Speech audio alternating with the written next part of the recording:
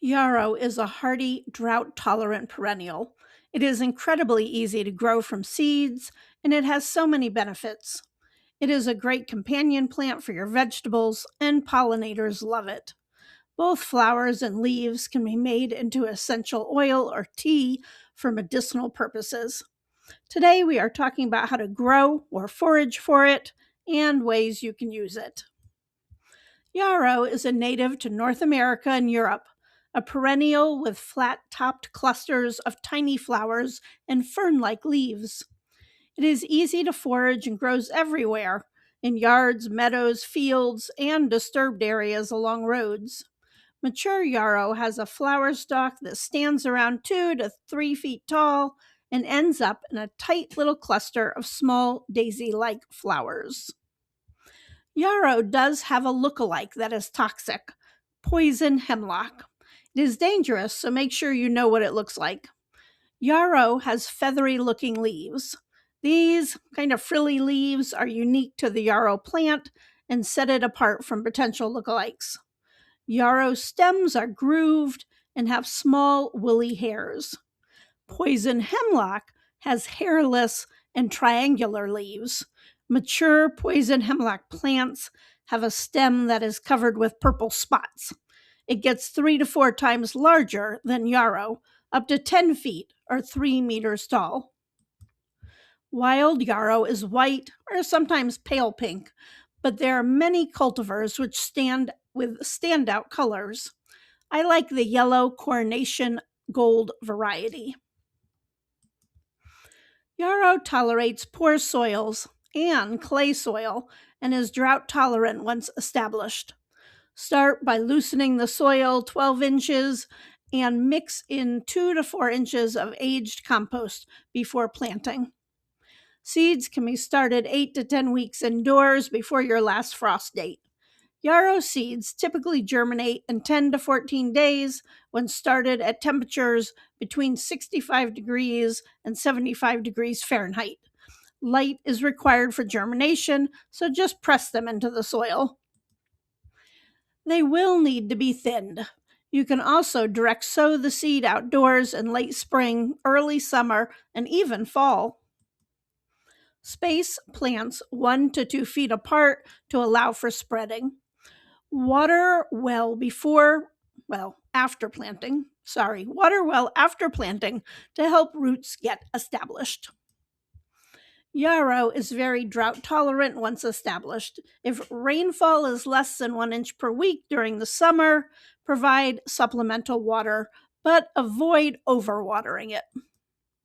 Most wildlife will not snack on your yarrow.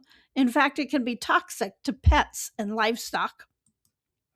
The long-lasting blooms are excellent for fresh bouquets and dried arrangements. Fresh flowers will typically last 7 to 12 days in a vase.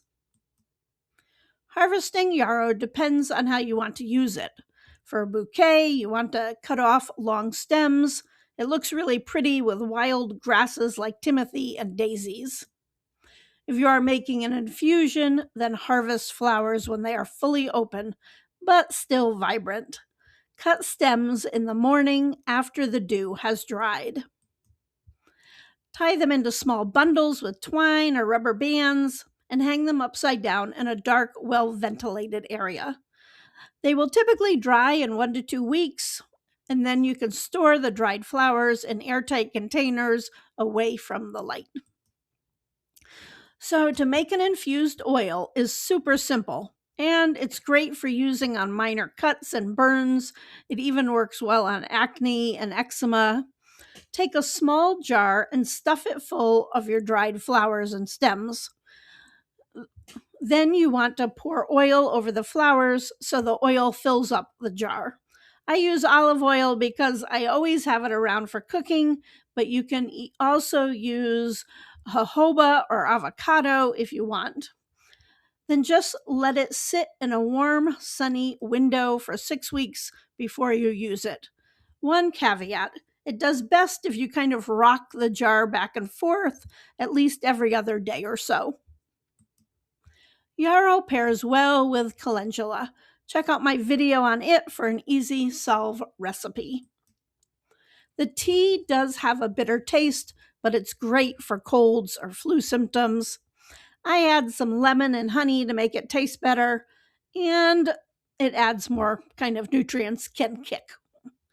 Use 1 tablespoon of dried yarrow herb per cup of boiling water. Then let it steep for 15 to 20 minutes so you extract the plant's essential oils and beneficial resins. All right, so AI search has really hurt my blog's visibility. I have over 250 articles on the website. You can click on blogs on the homepage and choose which, topic you want to go to. Also, in the footer of every blog page is a search bar, so you can search for what you want or are interested in. And I have been checking those keywords to help me know what people are wanting to learn about. If this video has been helpful, please give it a thumbs up and check out my video on calendula next. Thanks for watching, and I wish you a very sunny day.